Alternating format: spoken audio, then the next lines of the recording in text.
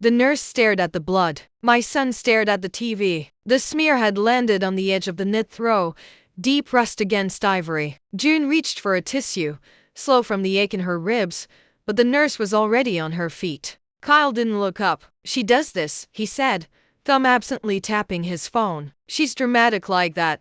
The nurse Marisol, sharp-eyed and soft-voiced, didn't respond immediately. Instead, she folded the tissue around the blood-spotted edge quietly, precisely, and carried it to the trash. Her hands, still gloved, didn't touch anything else. June tried to catch her breath without wheezing. The room felt dry, overwarmed by the artificial heat Kyle always blasted. She pressed 2 fingers to her throat, steady, still, but that pressure in her chest hadn't gone away. It didn't feel theatrical. In the kitchen, Marisol opened the fridge, pretended to check dates on the yogurt. Her voice was barely audible. "You need to be seen immediately."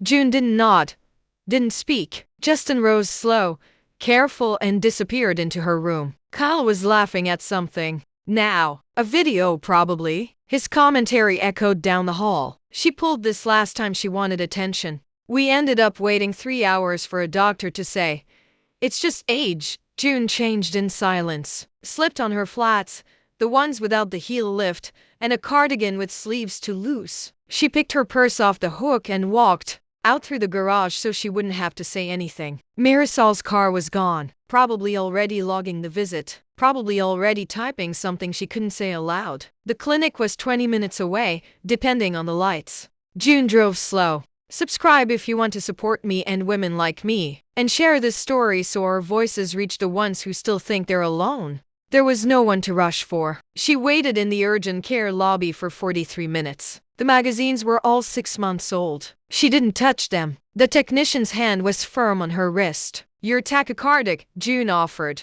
A smile. "It's a walk from the car." "I'm out of practice." The doctor, an older woman with eyes like granite, didn't ask if she had support at home. She didn't ask if June felt safe. She just stared at the image, the CT scan lit like a winter sky. There was a shadow nestled deep in the right lung. "We're not calling it anything yet," she said, finally. "But you'll need a specialist. Pulmonology. Tomorrow, if possible." June nodded. She didn't ask how. She'd figure it out. At the pharmacy, she picked up her own antibiotic, just a precaution, they'd said. She tucked the receipt into her wallet behind an expired AARP card. In the car, under the jaundiced street lamp glow, she didn't start the engine right away. She opened her phone, searched slowly, fingers stiff from the cold. Power of attorney revocation, adult son.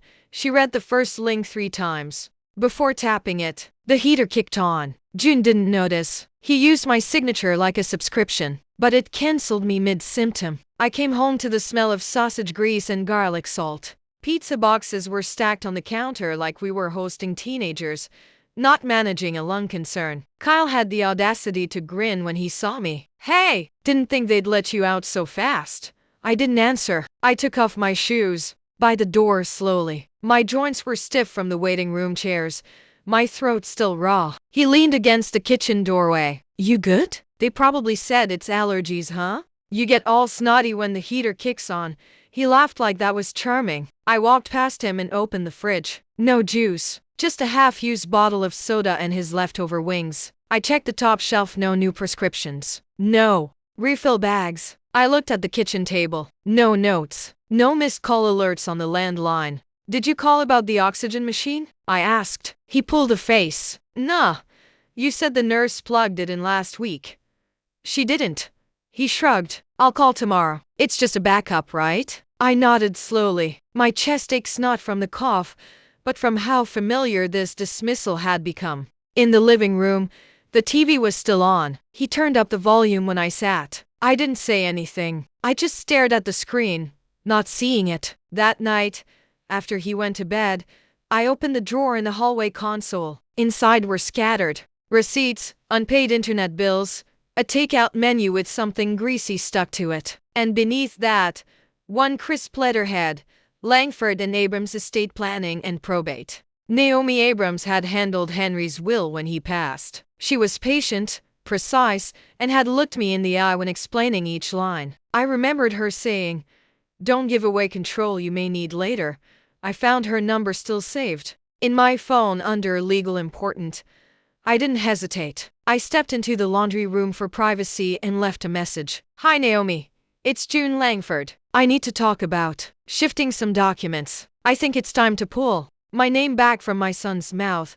I hung up before I could second guess it. I slept light. My chest felt hollow. Not in a dramatic way. Just unused. Like breathing wasn't welcome there anymore. In the morning, Kyle was already in the kitchen, scrolling his phone and eating cold pizza. He looked up once, said, "Are you feeling dramatic again today?" I smiled faintly. No more than usual. After he left, I took out my old fireproof lockbox from the coat closet. I hadn't opened it since before Henry's diagnosis. The combination stuck on the third turn, but I got it open. Inside were our marriage certificate, Henry's death certificate, 2 old passports, and my original bank routing slips. I gathered every bank statement I could find, savings, the pension, the house title, even the receipts from the funeral plot I'd quietly purchased after Henry's heart attack. I stacked them neatly and slid them into a manila envelope. Then I wrote on the front, "For me, no one else." By mid-afternoon, I'd moved the envelope into the drawer beside my bed, locked it, hid the key in my sewing kit. The house was quiet. The silence used to comfort me. Lately, it felt like agreement. I sat at the kitchen table, opened my journal. The same one I'd started in the rehab center 2 winters ago. The one that began with "Don't become background." I turned to a fresh page and wrote, "He lives here like he owns me. Not with me. I've become more convenient. But he was raised by someone inconvenient. That woman is still here. She's quiet, but she hasn't left." I closed the book and set it aside just as my phone rang. Unknown number. Then I recognized the voice, clipped but kind. "June, it's Naomi. Just got your message." I didn't speak right away. She waited. "I want to untangle some things," I said finally. "All right. Do you want to revoke all rights?" she asked gently.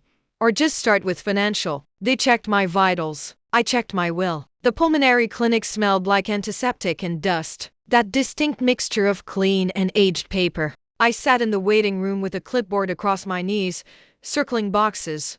Fatigue, shortness of breath, productive cough. The final question: "Is anyone accompanying you today?" I left blank. The nurse called my name like it was a formality. She smiled politely, handed me a gown, and motioned to a curtained cubicle. Inside, I folded my coat with care, sat quietly while monitors clicked on and cuffs tightened around my arm. The specialist arrived 20 minutes later, younger than I expected. His coat was too crisp, too white. He adjusted his glasses and pointed to the scan taped beside the monitor. This is your left lung," he began, drawing a circle around a faint shadow. "It's not cancer, or at least, it doesn't look like it. Not yet. It could be a fungal infection, histoplasmosis, or something environmental. Treatable, but only if caught early."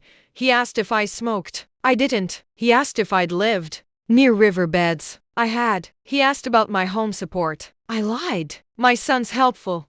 He nodded slowly. "That's good. You'll need someone consistent. Treatment requires antibiotics for several weeks, daily dosing, sometimes infusions." I nodded too. He handed me a referral sheet and a printout of the diagnosis codes. "We'll send these over to your pharmacy. Don't wait too long to start."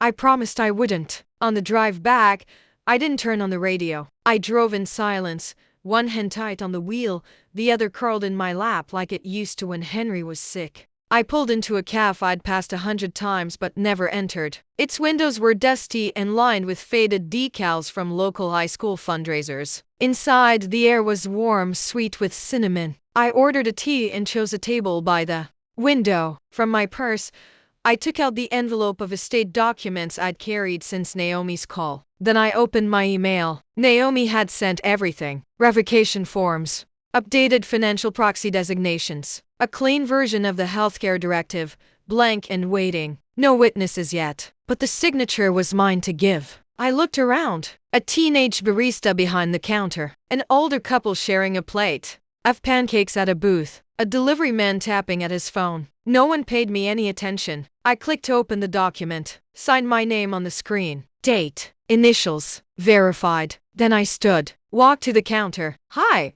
I said.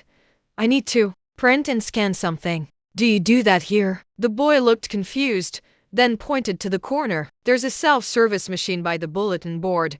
I printed it, scanned it, emailed it back to Naomi, all in 10 minutes. I'd never felt smaller or stronger. The sun was lower when I returned home. The driveway is still empty. I took my time walking to the front door, like I wasn't sure what would be on the other side. Inside, the living room lights were off, but the kitchen glowed blue with TV light. Kyle was laughing, loud. His phone sat on speaker on the kitchen counter. His voice filled the room. I'm telling you, she coughs when she wants something. Like, full-on Oscar season. A man on the line cackled. Is she still fainting a bit? I haven't done that yet.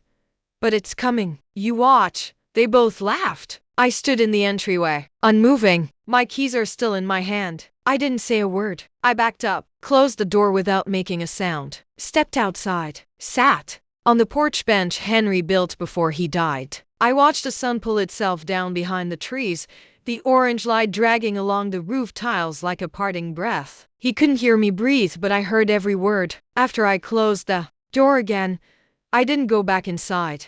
Instead, I walked the side of the house slowly, carefully, until I reached the backyard where Henry's old shed stood, warped wood and rusted hinges. I pulled the handle. It groaned open. Inside was dust and the smell of mildew. I found the old folding chair, wiped it down with a rag that had hardened from disuse, and sat. I didn't cry. I didn't think I had any tears left. Instead, I planned. That night, after Kyle went to bed, I gathered all my pension statements. I knew where. They were filed in a drawer he never opened. I slipped them into a new manila envelope marked with a single sticker, a red dot. My signal. My life. The house was still. I walked to the hallway and crouched by the umbrella stand. Behind it, tucked just inside a fake fern pot, I placed a voice recorder. Small, battery-powered, cheap, but clear enough. I clicked it on, just to see. Can't keep faking it forever.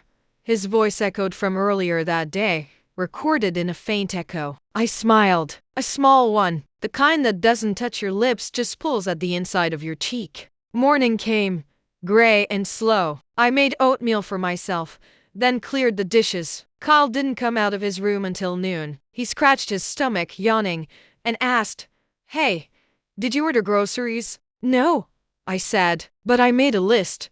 He didn't take it. He scrolled through his phone instead. I moved past him, quiet, into my bedroom where I locked the door, pulled out the second part of my plan, a blank will. Naomi had sent it 6 months after Henry died, just in case. I had tucked it away, thinking it too soon. Now, I filled it in. Beneficiary, Beverly Harris. Executor, Beverly Harris. Medical power of attorney, revoked from Kyle Langford. Reassigned to Beverly Harris. I folded it into my envelope and made a note. Draft. Witness signatures pending. Later that day, I texted Beverly. Just a simple, You home tomorrow? Her reply came fast. Always. You okay? I didn't answer, but she'd know. That evening, Kyle brought up the nurse again. I think she has a crush on me, he said, laughing at his own joke. She was acting all intense last time. Probably just wants an excuse to come back. I nodded. You're very charming. He missed the sarcasm entirely. While he talked, I let the recorder roll again. Not hidden this time, just resting in my lap, screen dark, recording everything. She said you needed follow-up? He asked, not looking up. She did. You gonna go? I already did. He looked at me then, surprised. Without telling me, you were busy. He shrugged, not knowing what to do with that. After he went to bed, I transferred the audio files to a cloud folder Naomi had shown me how to use. I labeled each one with the date and time. Then I sat on the edge of my bed and wrote a second entry in my journal. Day 1. Witness begins. Patient status. Alert. Living with risk by proximity. Action initiated. 2 days later, I visited the bank. Not to make a withdrawal, but to rent a safety deposit box. The clerk asked if I wanted someone listed as a co-owner. No, I said firmly. Just me. I placed a red dot envelope inside, locked the box, and kept the key in my bra the whole walk home. That night, Kyle was on the phone again, louder than usual. I turned off the TV and stood in the hallway. She's just getting old, man, he said. They all get weird about stuff. Control, privacy, whatever. Pause. Laughter on the other end. I mean, she still thinks she runs this place. I didn't move, didn't interrupt, just made a silent note in my head. Date, time, disrespect confirmed. The next morning, my phone buzzed just after Naomi. We need to meet. In person, no paper trail. He thought I was too tired to notice. I was too clear to forgive. Naomi chose the park. No office, no paper trail, no receptionist noting names. Just two women walking a cracked loop of sidewalk beneath old cottonwoods. She didn't bring a briefcase, just her leather portfolio, worn smooth at the edges. I've drafted everything, she said quietly. You're not revoking access. You're transferring ownership. I kept pace with her, slow but steady. The morning air was damp with the scent of mulch and early rain. I don't want him contesting later, I said. He can try, but this way, the house doesn't belong to you anymore. Not technically. It belongs to a trust. You're the lifetime tenant. Beverly is the successor. It's clean, airtight, and fully shielded.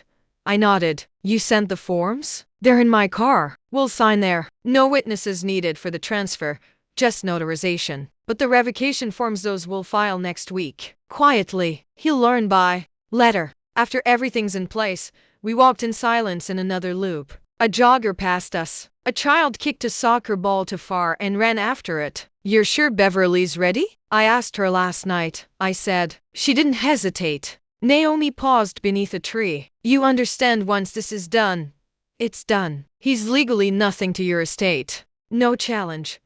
No request. No inclusion unless you specifically write him in again. I looked out over the park. A mother pushing a stroller. A man walking a dog. I understand. She exhaled. Then let's go sign. Her car was parked beneath a patch of shade, windows cracked. The forms were already laid out on a clipboard.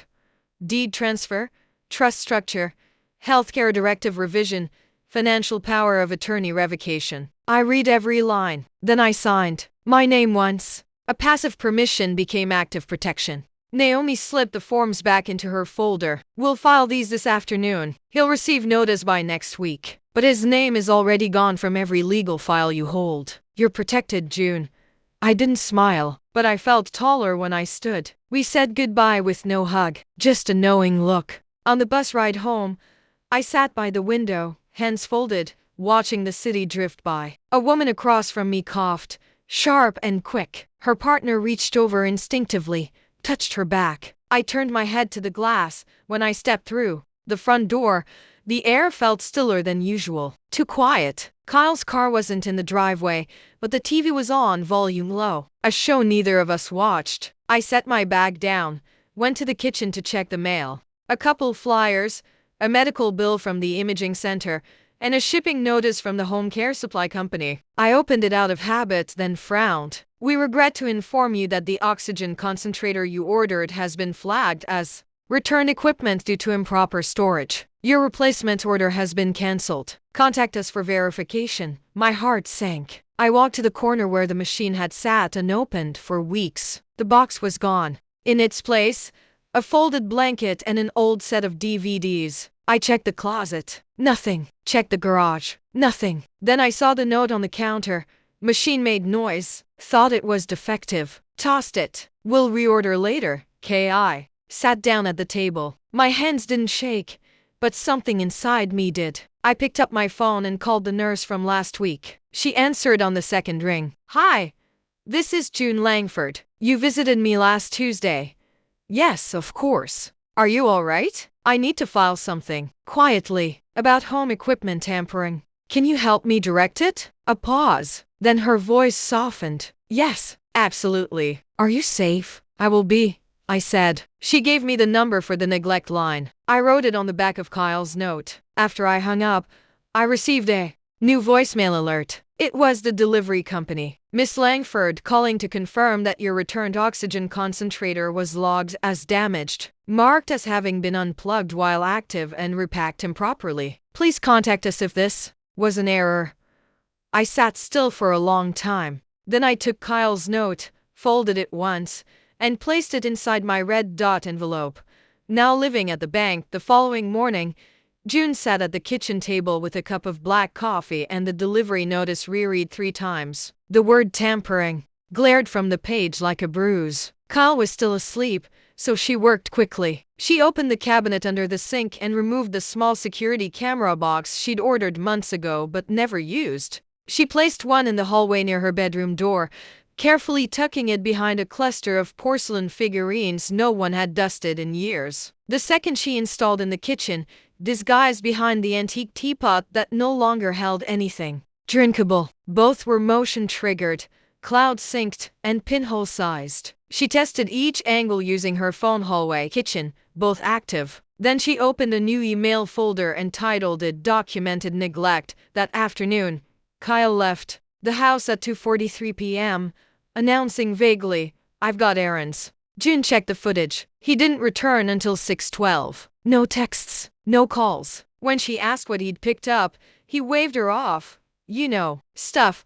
That same evening, she found her morning medication still sealed in a drawer under the microwave. Her weekly pill organizer sat untouched beside it. June took photos with timestamps, printed 2 copies, and added them to a binder labeled with blue tape. Care record. She then made a list of her meals that week. 3 skipped, 2 eaten cold, 1 provided by Beverly, who had dropped by with soup and immediately noticed the unopened oxygen concentrator was gone. Beverly had asked no questions, just looked at June and said, "I'm here when you need the next step." June had nodded and quietly recorded their conversation from her phone's side pocket. That night, she watched 3 days' worth of hallway footage. Kyle passed her door more than a dozen times but never knocked. In one clip, he spoke to someone on speakerphone in the kitchen. "Yeah, she's fine. Just exaggerates, wants sympathy." June saved the clip and labeled it Dismissal Audio March 4. The following day, Naomi called to say she was preparing the neglect packet and asked if June had recorded timestamps, photos, and audio. "Yes," June said, looking at her growing binder. "It's all in sequence," Naomi replied. "Then you're legally ready. Next step is Adult Protective Services anonymous tip.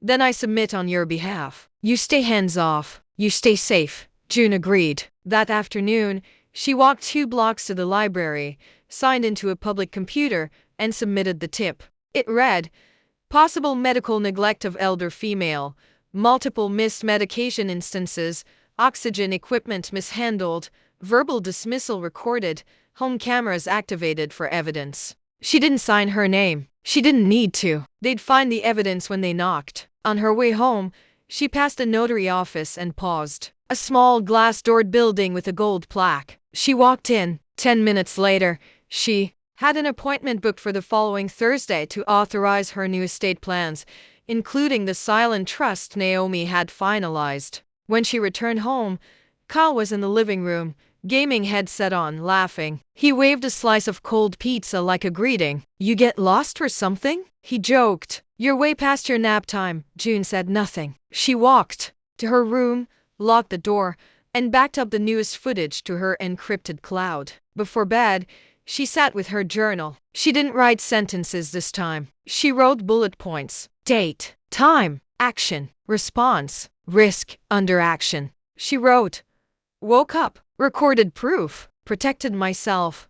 Under response, she left it blank. There hadn't been one yet, but it would come. The next morning, Kyle stood in the hallway, arms crossed. "Did you change something in your will?" he asked, eyes narrow. June met his stare and replied with a soft voice, "Why do you ask?" Kyle didn't answer. He turned, muttering, "Just wondering," and left the room. June waited until his footsteps were gone before she stood, walked to the window, and pulled back the curtain slightly. She didn't smile, but her eyes were steady. She had become the document now.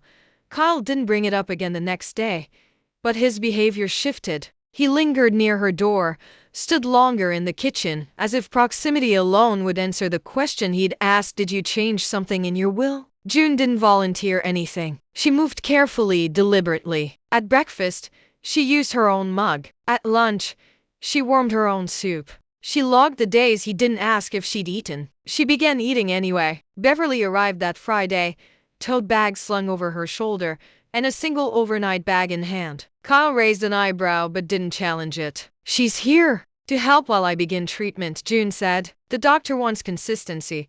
Beverly, unbothered by Kyle's presence, smiled like she belonged. Kyle mumbled something about staying with a friend for the weekend and left before dinner. His bedroom door slammed softly behind him. As soon as his car pulled out, June opened the closet and retrieved the medical bag Naomi had arranged: antibiotics, breathing treatments, a pulse oximeter. Beverly read each instruction aloud, her voice calm and professional. "Take this first. Sit up straight. Inhale here. Count to 10. June obeyed, hands steady. The first dose hit her hard, her body unused to being cared for. But by the second round, her chest loosened. She didn't say much. Beverly didn't push. That night, they ate grilled cheese and tomato soup on the porch. June finished the entire bowl. It was the first full meal she'd had in weeks. Afterward, Beverly cleaned the dishes while June sat at the small table with her estate documents. She reviewed each page again, not because she doubted, because she needed to memorize what safety looked like in black and white. Naomi had included a video statement clause, optional, but June chose to record one. She brushed her hair, pulled on the cardigan Beverly had once called her anchor coat, and sat at the end of her bed, facing her phone camera. She hit record and began. "My name is June Langford. I am of sound mind and body. The following decisions are mine, made freely and without pressure. If you are seeing this after I am gone, know that these choices were deliberate. I chose to protect myself. I chose to name people who saw me, and I chose to exclude those who didn't." She paused. Her voice didn't shake. Care is not just feeding or driving someone. It's noticing. It's listening. It's respect. To anyone who thinks this is revenge, it's not. It's recovery. She hit stop, saved the video to her drive, uploaded it to the shared folder Naomi had given her, and then emailed a copy to Beverly labeled "Final Will Statement Personal Copy." The next morning, she watered the houseplants, all 5 of them. It was the first time they'd all looked upright in weeks. She cooked oatmeal, not from the packet but from scratch. Beverly joined her, smiling at the small improvements. After breakfast, Naomi called. "Service is scheduled for next week. Official delivery of notice. I'll text you when it's done." June thanked her. "I'm ready." She walked through the house that afternoon with new eyes. Not as a guest, not as a burden, as the owner, quiet, protected, unseen by him, but clear to herself. When Kyle returned late Sunday evening, Beverly had already folded the guest blankets and packed her bag. She hugged June and whispered, "Call me when the papers land." June nodded. Kyle came in carrying fast food and didn't meet her eyes. "Did she say anything about staying longer?" he asked. "No," June said, "but she might." He didn't push. He ate in silence. June sat across from him, calm. He looked up once and muttered, "Something's different around here." June stirred her tea. "Everything's different. You'll find out eventually."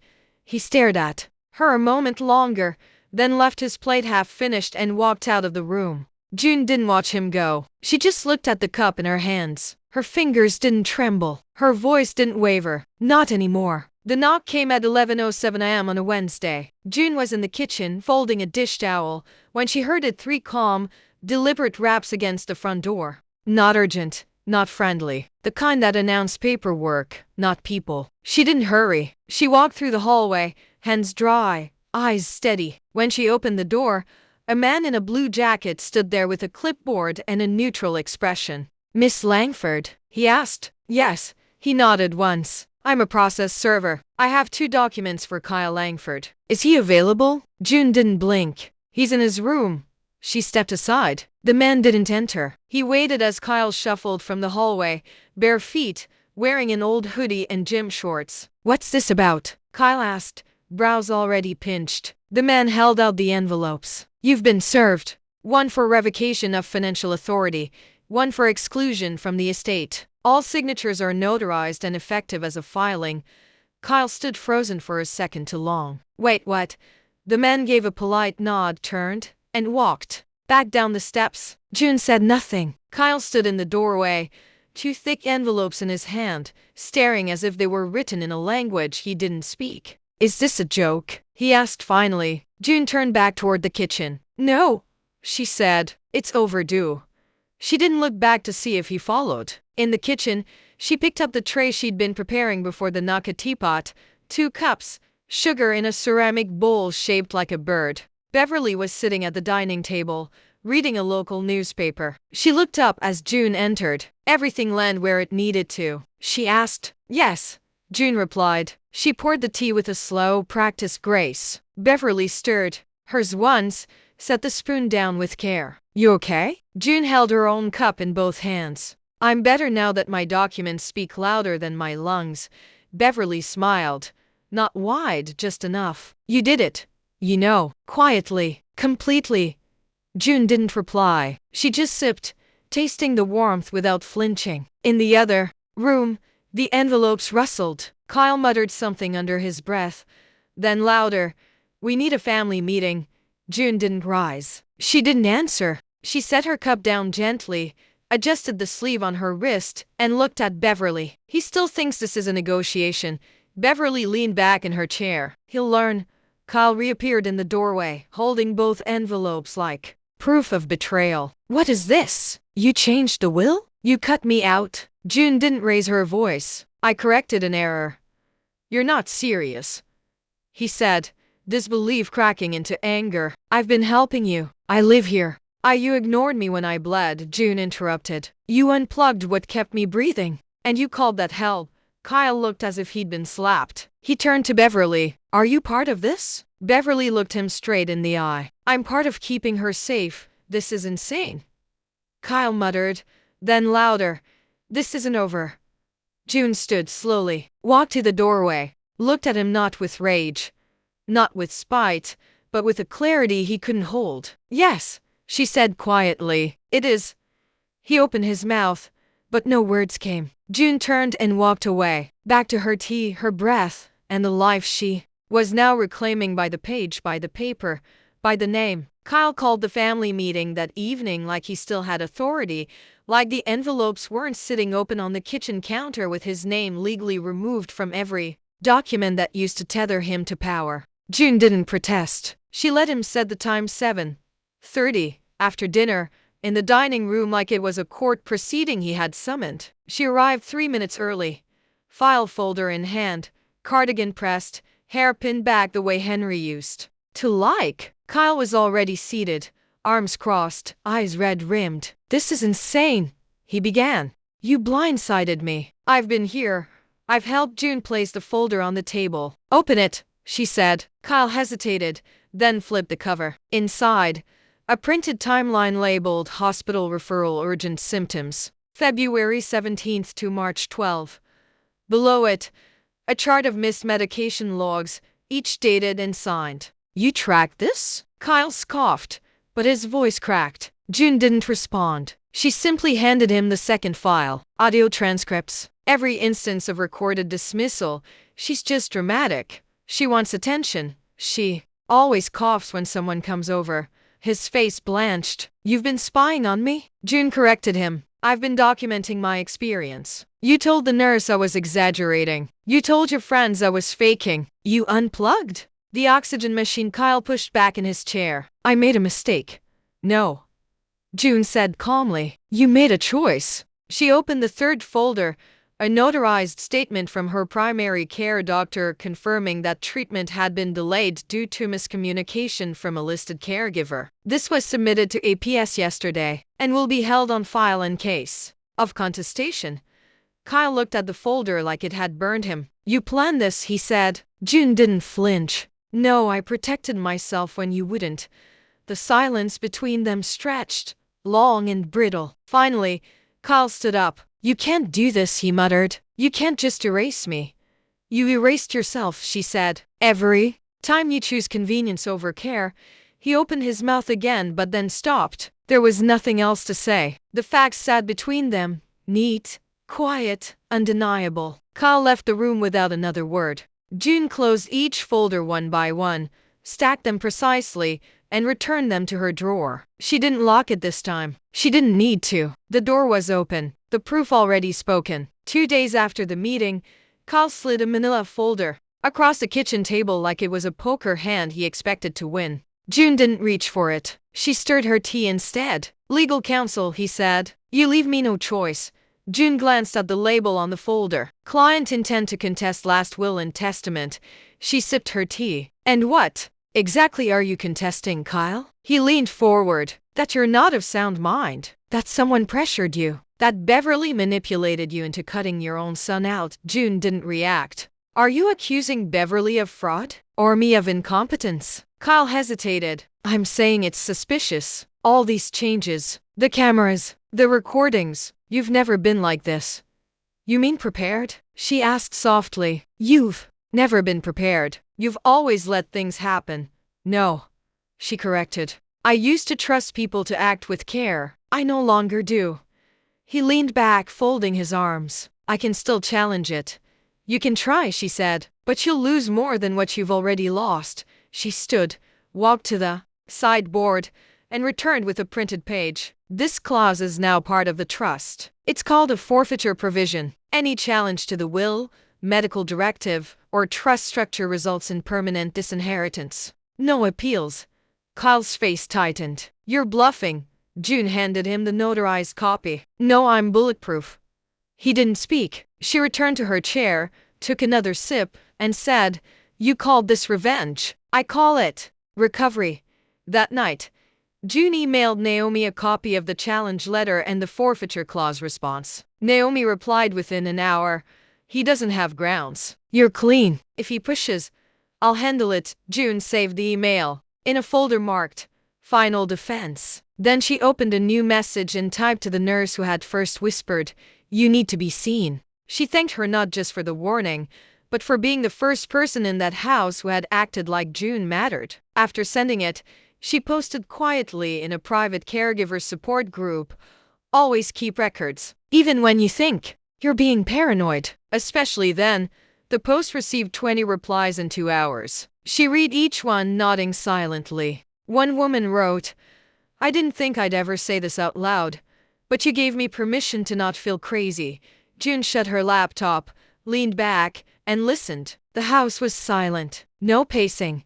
No fake apologies. Just her own breath. She looked at the recliner she used to sit in when Kyle controlled the remote. Then she looked at the porch through the window and decided that space belonged to her now. She went online and ordered a new chair, something firm but soft, sunlight facing. A place to read again, to breathe, unbothered. She wasn't planning to leave. She was planning to live. The letter arrived in a plain white envelope with no return address, but June recognized the handwriting before she even opened it. It was soft, slanted, a little too careful, like someone who had practiced staying silent. Inside was a single page, handwritten. June, it began.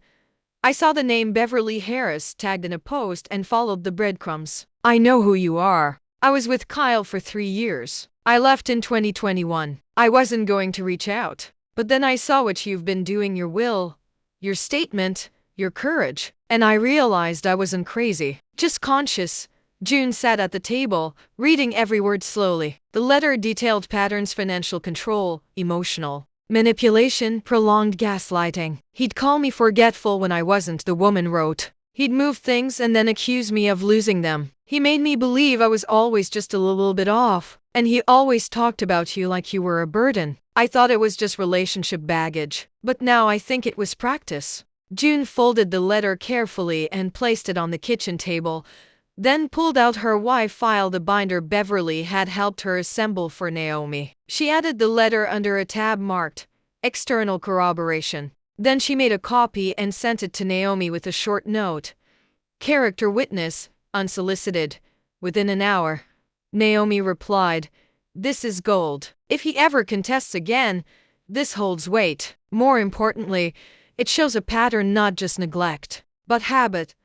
June didn't respond right away. She sat back, looked around the room she had once felt like a ghost in, and exhaled. That night, she reopened her laptop and finalized the last 2 chapters of the memoir she had been quietly writing. The cough heard around the will. She changed nothing, only adding a final line to the closing chapter. Sometimes the diagnosis isn't in your body. It's in the house around you. Beverly came over the next morning with coffee and 2 flash drives. Ready to publish? She asked. June nodded. They uploaded the manuscript to a small self-publishing platform and watched as the download count climbed steadily throughout the day. 600, 1200. By nightfall, 6,000. Comments began to trickle in. This saved my sanity. I wish I'd had this book when my father started slipping.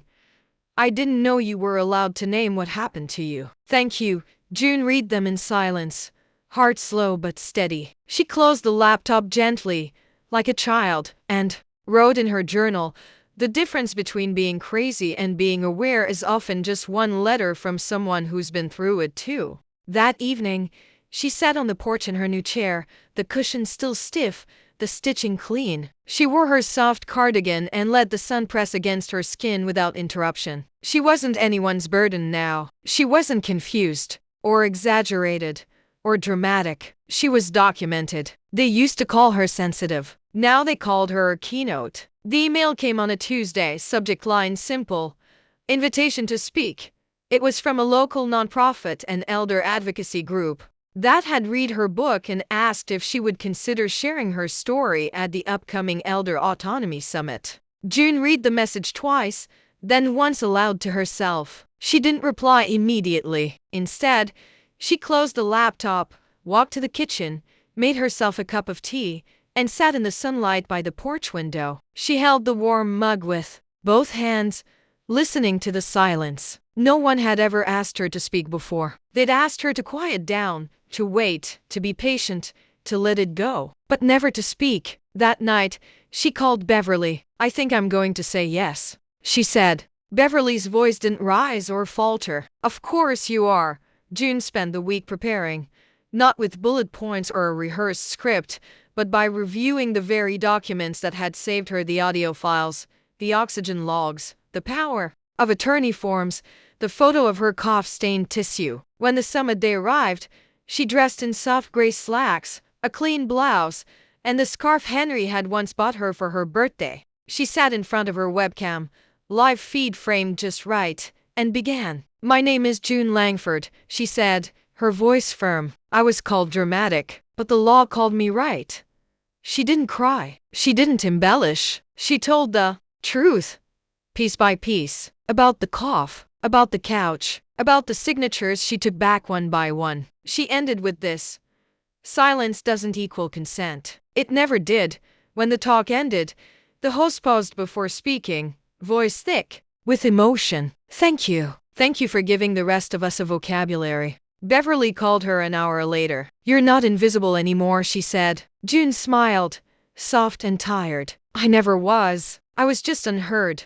Later that evening, June received one final message from Kyle. It wasn't long, just one sentence. I didn't know you'd go this far. She didn't respond. She didn't need to. She had already gone further than he ever imagined, not out of spite, but because she had nowhere else to go but forward. He said she went too far. She reminded him he left first. June didn't answer Kyle's message. She didn't acknowledge it, reread it, or let it carry weight. Instead, she opened the trust documents one final time and signed the sealing clause, locking the terms permanently. From that moment forward, no changes could be made, no amendments filed, unless she chose. And she wouldn't. She posted the final version of her will to her private family portal, visible to all named parties and no one else. No ambiguity, no whispers. Then she walked to the mailbox, replaced the rusted lock, and installed a new one with a combination key. Control, now literal. She also ordered a small silver necklace, nothing flashy, just a simple bar tag engraved with her full legal name, medical directive code, and the phrase, no son listed. When it arrived, she placed it around her neck and let it rest just beneath her collar, where no one would see unless they looked closely. Naomi reviewed everything one last time and smiled. You're not just protected, she said. You're bulletproof now. June nodded. Not proud but clear. That night, she added a handwritten note to her files. Let no one rewrite my final chapter but me. Then she placed it at the top of the executor's instructions folder, closed the binder, and slid it back into the fireproof case beneath her bed. The next morning, a message arrived from the nurse who had first whispered help into June's ear. "I've been following your story," it read. "You gave me courage," June replied with a single line. "Then we're both still breathing." The podcast episode went live on a Tuesday morning, titled plainly, "Dramatic Like That."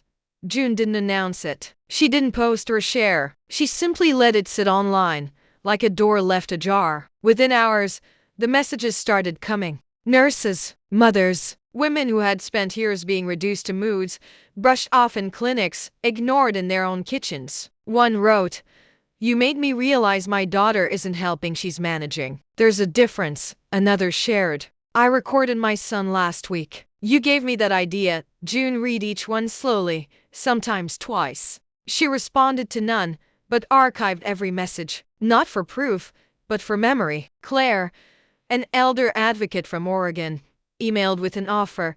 "We'd like you to be the voice we didn't have in our workshop series." June replied yes, then told Beverly, who simply said, "Of course they want you."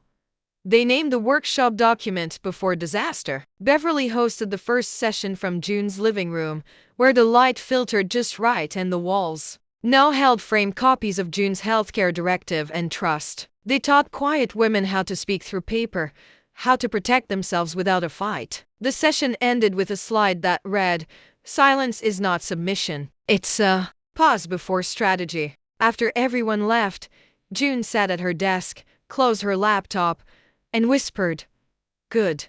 Not loud, just steady. That afternoon, her phone rang. It was the clinic. Her latest scan was clear. June thanked the nurse and didn't tell anyone for 3 hours. Not because she doubted the news, but because she wanted to feel it first alone, uninterrupted. She used to worry she'd be forgotten. Now she was filed in every way that mattered. June posted one final blog entry that Friday evening. She titled it, "He called me dramatic. The law called me right."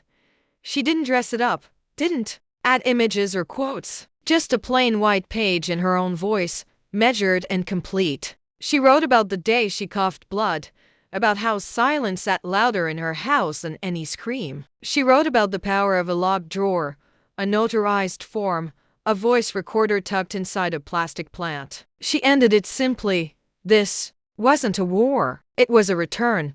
Then she logged off. Outside, the sun was high and clear. She walked through her garden, now thick with green. The couch where she once nearly collapsed was gone, donated to a local center. In its place sat a small reading nook with a window that faced the light. June paused there, placed a small wooden sign in the dirt, and pressed it firmly into the ground. The words were carved in neat letters, "Protected Property."